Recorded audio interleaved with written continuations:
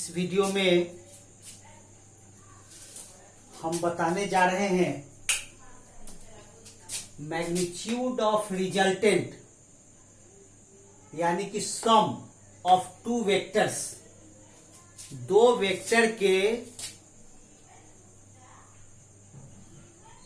Vector के resultant यानी कि सम का मैग्नीट्यूड क्या होगा, कैसे निकालेंगे।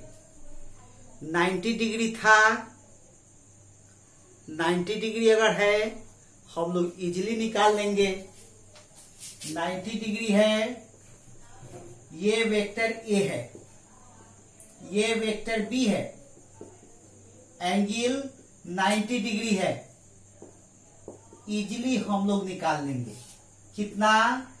I equal to √a² plus b²। लेकिन अगर 90 नहीं है तब क्या होगा? 90 अगर दो वेक्टर के बीच का एंगल नहीं है तब क्या होगा? तो उसके लिए हम एक फॉर्मूला निकालने जा रहे हैं। ठीक है, तो मान लीजिए कि दो वेक्टर ए और बी है जिनको रिप्रेजेंट किया गया है पैरेललोग्राम OPSQ के दो एडजेसेंट साइड्स।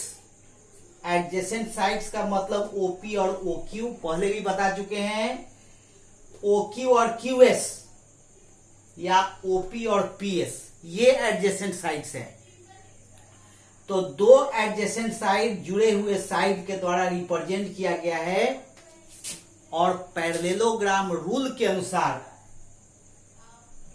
ये जो डायगोनल OS है यही दोनों के सम को रिप्रेजेंट करता है। Parallelogram rule of vector addition के अनुसार ये जो डायगोनल OS है ये दोनों के सम यानी कि वेक्टर R को रिप्रेजेंट करता है। तो सबसे पहले थोड़ा सा लैंग्वेज लिख लिया जाए। Let two vectors A and B are represented by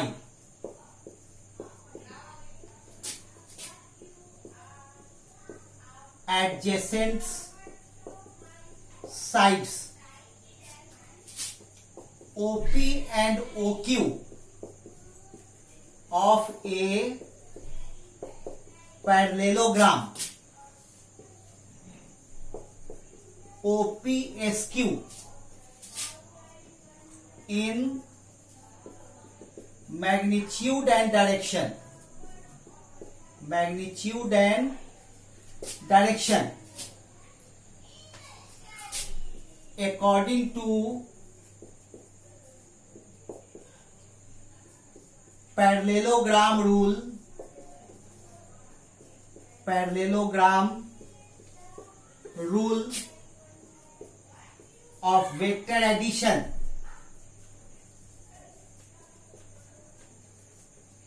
The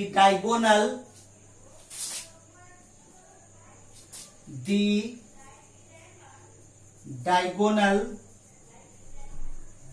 OS represents their sum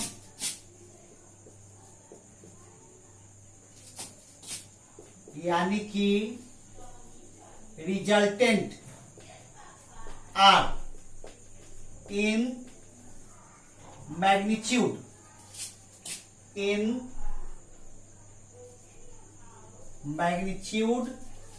and direction.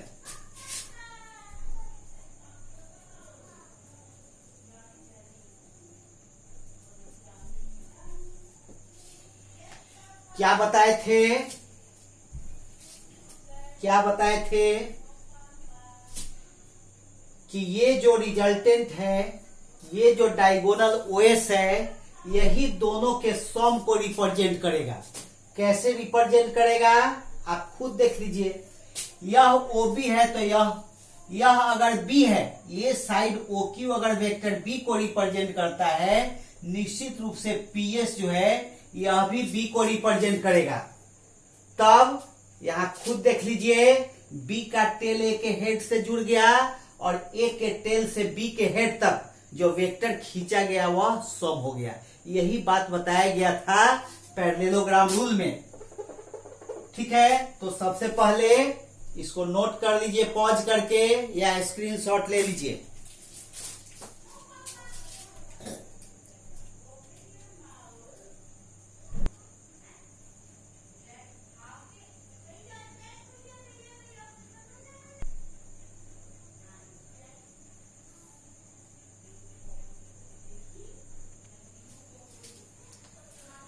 Therefore,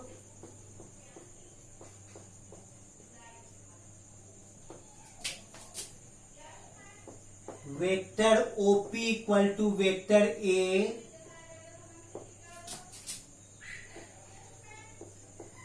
OQ equal to vector B and OS equal to vector R। दोनों और मॉड ले लेंगे हम लोग,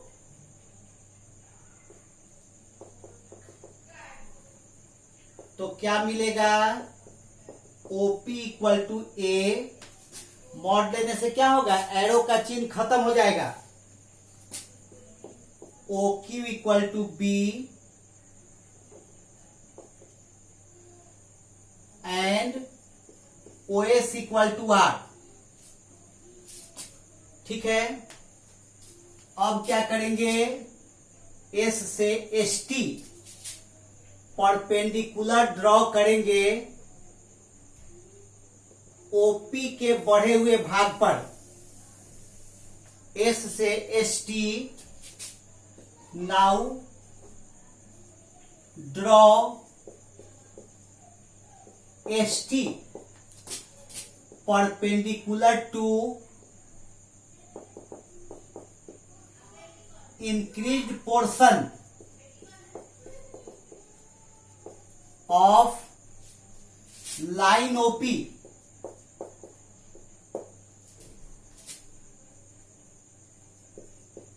अब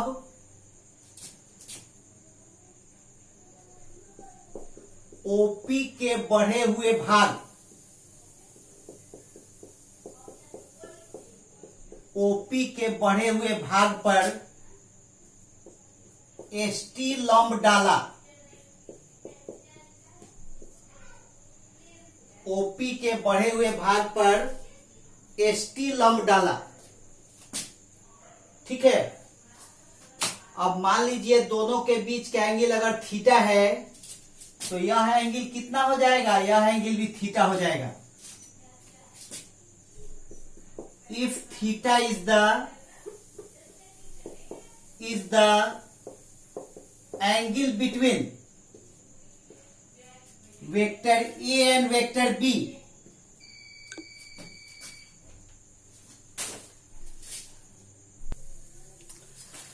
if theta is the angle between vector A and vector B, then यदि सदिश A तथा B के बीच का कोण थीटा हो, तब SPT बराबर QOP equal to theta, then angle SPT बराबर angle QOP equal to theta. चलिए स्क्रीनशॉट ले लीजिए या पॉज करके नोट कर लीजिए।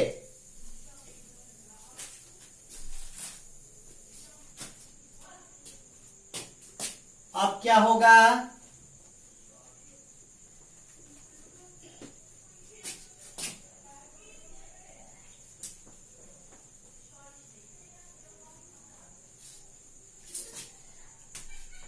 now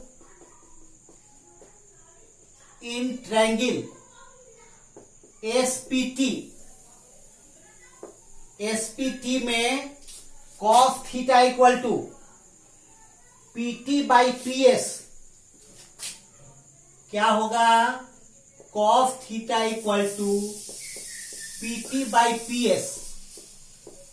लेकिन यह पीटी जो है, यह पीएस जो है ओक्यू के बराबर है, इसलिए पीटी बाई ओक्यू, और ओक्यू तो बी के बराबर है, ओक्यू बी के बराबर है, इसलिए PT by B cross multiply कीजिएगा, देयरफॉर पीटी बराबर B cos theta, cross multiply कीजिएगा तो क्या होगा, पीटी बराबर B cos theta and sine theta equal to, इसी ट्रायंगल में साइन थीटा क्या होगा, S T by P S. इसी ट्रायंगल में साइन थीटा क्या होगा, S T by P S, S T by P S. P S किसके बराबर है, ओ क्यू के बराबर है, और ओ क्यू किसके बराबर है, बी के बराबर है। यहां लिख देते हैं सिंस यहां पर सिंस पी एस बराबर O Q equal to B, तो देयरफॉर एस टी बराबर B sine theta. S T किसके बराबर है, बी साइन थीटा के बराबर है। नाउ इन ट्रायंगल यह सब वैल्यू निकल गया, तब ओ एस टी में, ट्रायंगल ओ एस टी क्या होगा, in triangle O S T, यह कैसा ट्रायंगल है ओ एस टी, निश्चित रूप से राइट एंगल ट्रायंगल है। यह एंगल 90 डिग्री का है, और आपको पहले से पता है कि राइट एंगल ट्रायंगल में हाइपोटेनस का स्क्वायर इक्वल टू बेस का स्क्वायर प्लस परपेंडिकुलर का स्क्वायर, यानी कि O S square equal to O T square plus S T square, और O S square equal to O T की जगह पर हम लोग लिख सकते हैं OP plus PT, OP plus PT, S T का स्क्वायर। ठीक है, चलिए स्क्रीनशॉट लीजिए या पॉज करके नोट कीजिए।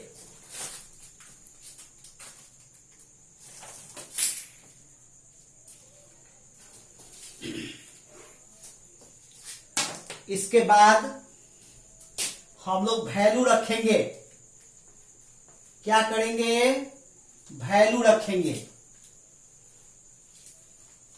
अभी अभी जो वैल्यू निकाले या पहले से जो माने हैं, O S square, O S क्या है, वेक्टर आर का मैग्नीट्यूड है, यानी आर है। ओ एस क्या है, वेक्टर आर का मैग्नीट्यूड है, यानी कि आर है, इसलिए R square equal to OP क्या है, वेक्टर ए का मैग्नीट्यूड है, यानी वेक्टर ए है, ए स्क्वायर, ए पीटी क्या है, अभी अभी निकाले हैं बी कॉस थीटा, ठीक है, का स्क्वायर, प्लस एस टी क्या है, अभी अभी निकाले हैं बी साइन थीटा का स्क्वायर। ठीक है, तो क्या होगा, ये तो ए प्लस बी के होल स्क्वायर के रूप में है, क्या लिखेंगे इसको, a square plus 2ab plus B square, a square plus 2ab, लेकिन b की जगह पर b कॉस थीटा है, तो ये हो गया b कॉस थीटा, और ये b स्क्वायर की जगह b साइन थीटा है, स्क्वायर करेंगे क्या हो जाएगा, साइन स्क्वायर थीटा हो जाएगा। फिर r square equal to A square, sorry एक चीज छूट रहा है यहां पर, ए प्लस बी का होल स्क्वायर है, तो a square plus 2ab plus B square, b square cos square theta, ये बी कॉस थीटा का होल स्क्वायर हो गया, अब प्लस यहां पर बी साइन थीटा का होल स्क्वायर हो गया, तो b square sine square theta हो गया। ठीक है, अब क्या करेंगे हम लोग, खुद देख लीजिए, 2ab cos theta plus B square common ले लेंगे, क्या बचेगा, cos square theta plus sine square theta.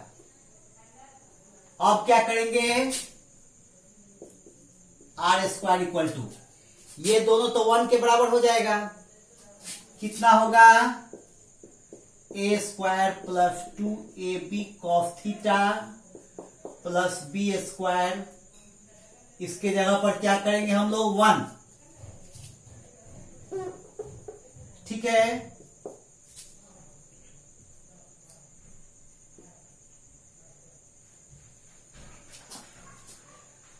और R square equal to A square plus B square plus 2ab cos theta. ठीक है, ये बी स्क्वायर हो गया,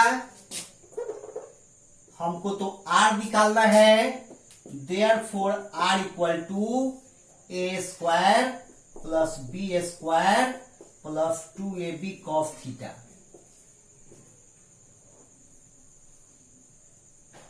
यही वह फॉर्मूला है जिससे थीटा के किसी वैल्यू के लिए आर का वैल्यू निकाला जा सकता है। यह वही फॉर्मूला है जिससे थीटा के किसी वैल्यू के लिए आर का वैल्यू निकाला जा सकता है, रिजल्टेंट का मैग्नीट्यूड निकाला जा सकता है। ठीक है, या तो स्क्रीनशॉट या पॉज करके नोट कीजिए।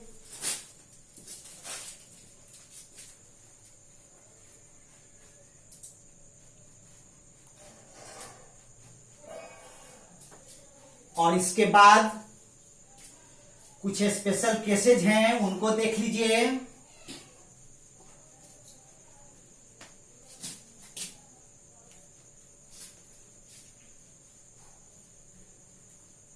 स्पेशल केसेज,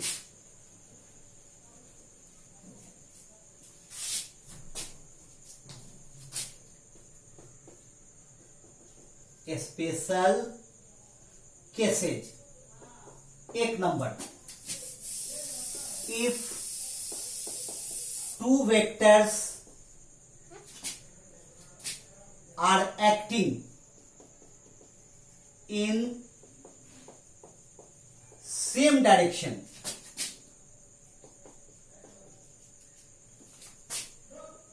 यदि दो सदिश एक ही दिशा में क्रियाशील हो, तो आप खुद देख लीजिए, दो वेक्टर सेम डायरेक्शन में है, एक ए ऐसे है और बी ऐसे है, तो सेम डायरेक्शन होने का मतलब क्या है, दोनों के बीच का एंगल कितना है, 0 है।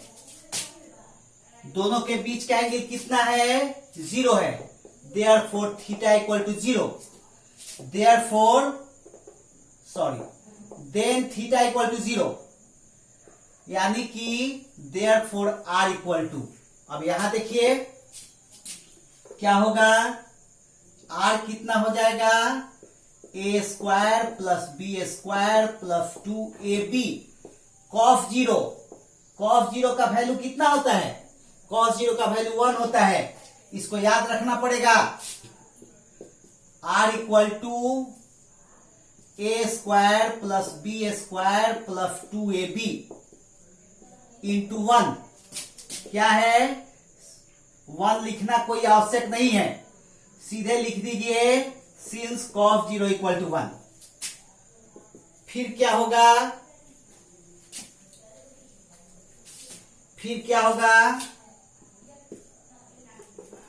Root under A plus B का whole square, A plus B का whole square, R equal to, therefore R equal to कितना, ए प्लस बी। दो वेक्टर एक ही डायरेक्शन में है तो उसके रिजल्टेंट का सम का जो मैग्नीट्यूड होगा वह ए प्लस बी होगा। कैसे, मान लीजिए कि 20 मीटर ईस्ट गए फिर 10 मीटर ईस्ट गए, टोटल सम कितना हो जाएगा, सम का मैग्नीट्यूड कितना हो जाएगा 30 मीटर, 20 प्लस 10 यानी कि ए प्लस बी। ठीक है, चलिए इसका स्क्रीनशॉट ले लीजिए या पॉज करके नोट कर लीजिए। चलिए सेकेंड पॉइंट, सेकेंड पॉइंट में if two vectors are acting in opposite direction, if two vectors are acting in opposite direction,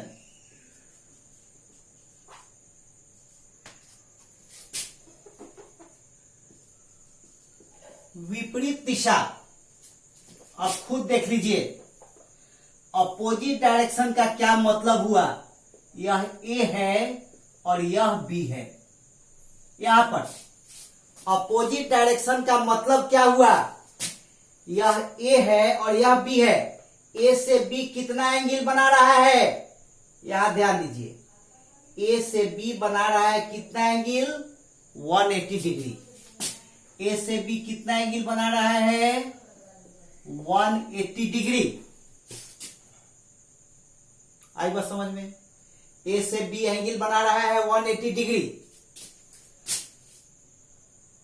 इसलिए यहां थीटा कितना होगा 180 डिग्री, कॉस 180 डिग्री, और 180 डिग्री का वैल्यू कितना होता है -1 होता है।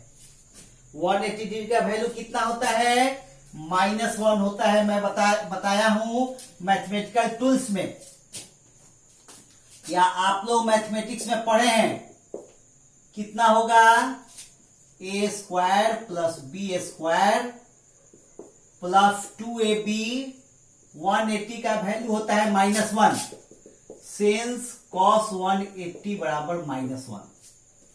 और क्या होगा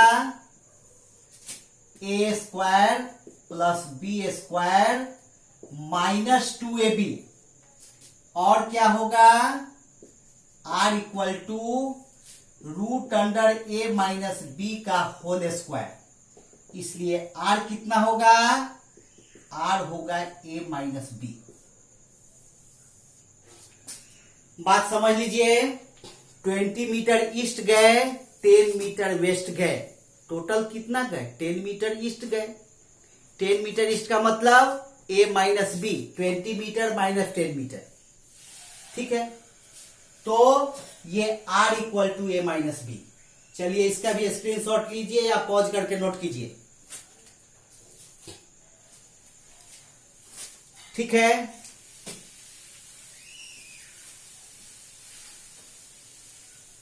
अब तीसरा कंडीशन है कि if two vectors are acting in perpendicular directions, two vectors are acting in perpendicular directions। परपेंडिकुलर का मतलब दोनों के बीच का एंगल 90। परपेंडिकुलर का मतलब दोनों के बीच का एंगल 90।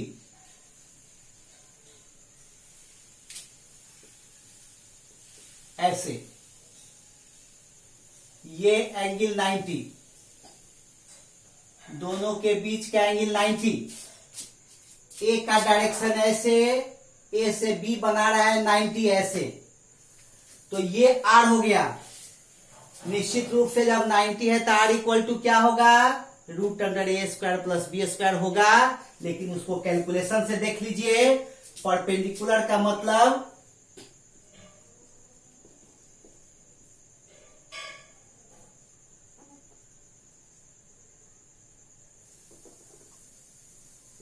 $90। ठीक है, 90 0, cos 90 का वैल्यू कितना होता है 0।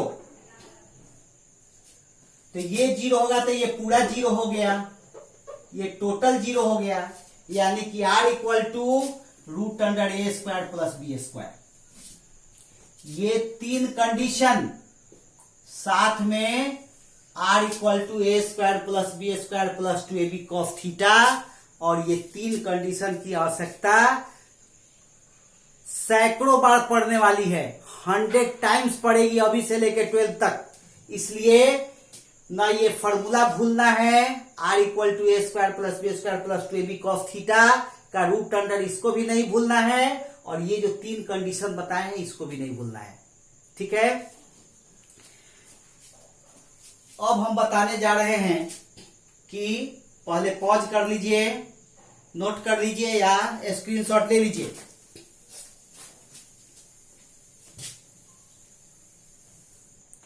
अब है direction, direction of resultant, direction of resultant.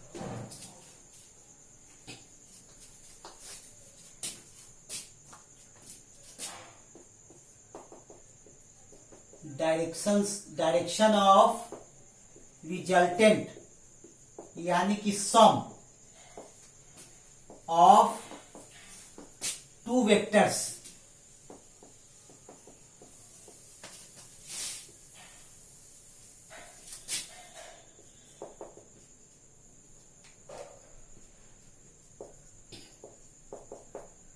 दो सदिशों के योगफल की दिशा। अब यहां ध्यान दीजिए, वही फिगर जो अभी अभी थोड़ी देर पहले बताए थे मैग्नीट्यूड निकालने के लिए, वही फिगर फिर से बना रहे हैं। O P Q same figure, S ये are,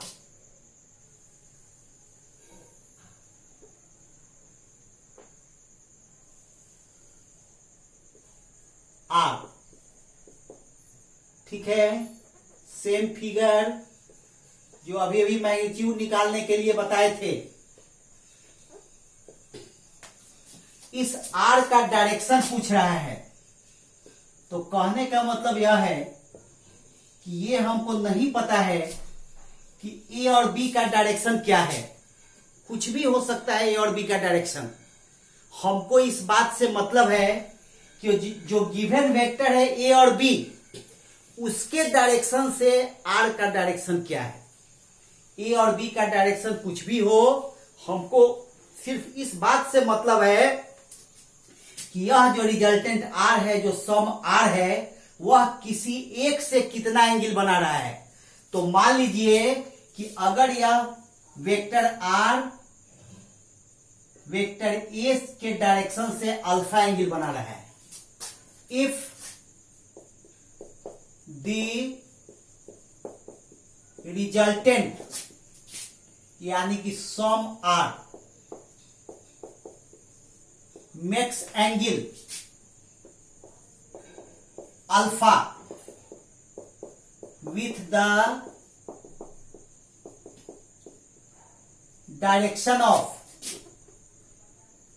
the direction of vector A,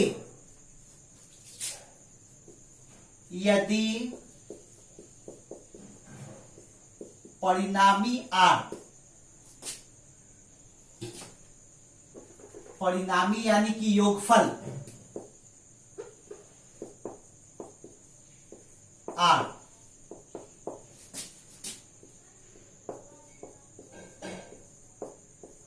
सदिश A की दिशा से अल्फा कोण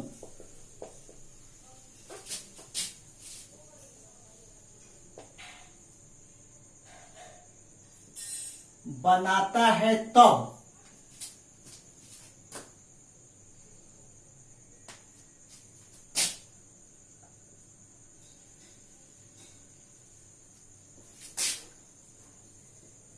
तब क्या होगा, ट्रायंगल OST में tan अल्फा इक्वल टू कितना होगा, ST by OT, ST by OT। OT को लिख सकते हैं हम लोग OP प्लस PT, और tan alpha equal to ST का वैल्यू क्या निकाले थे, B साइन थीटा। ST का वैल्यू निकाले थे B sine theta, OP A था, PT था B कॉस थीटा। ठीक है, अल्फा हमको कैसे निकलेगा, ये टोटल एक्सप्रेशन का वैल्यू जब हम लोग निकालेंगे तब अल्फा निकलेगा। कहने का मतलब यह है कि अगर यह वैल्यू 1 आ गया तो tan का 1 में क्या वैल्यू होता है, 45 डिग्री। अगर यह वैल्यू 1 आ गया तो अल्फा कितना हो जाएगा, 45 डिग्री। अगर यह वैल्यू √3 आ गया तो अल्फा कितना हो जाएगा, 60 डिग्री। यह वैल्यू अगर 1/√3 आ गया तो अल्फा कितना हो जाएगा, 30 डिग्री। लेकिन यह वैल्यू अगर 1/2 आ गया तब अल्फा कितना हो जाएगा। तो उस स्थिति में अगर मान लीजिए 1/2 आ गया, जिसमें अल्फा का वैल्यू आपको tan में 1/2 का वैल्यू आपको नोन नहीं है, आपको नहीं पता है, तो क्या करेंगे, घबराने की आवश्यकता नहीं है। आप alpha equal to inverse function में लिखेंगे 1/2। अगर ये 1/2 आ गया तो क्या करेंगे, यह वैल्यू आपको नहीं पता तो आप इसको इनवर्स फंक्शन में लिख देंगे tan इनवर्स 1/2। और 1/2 क्या था, इसी एक्सप्रेशन का वैल्यू था, इसलिए इस एक्सप्रेशन को हम लोग यहां लिख देंगे B sine theta by A plus B cos theta. तो ये वैल्यू निकल गया अल्फा का। न्यूमेरिकल में क्लियर होगा कैसे रिजल्टेंट का डायरेक्शन निकालेंगे, कैसे रिजल्टेंट का मैग्नीट्यूड निकालेंगे। आज के इस वीडियो में इतना ही। ठीक है, इसको अवश्य कंप्लीट कर लीजिएगा, स्क्रीनशॉट ले लीजिए या पॉज करके नोट कर लीजिए।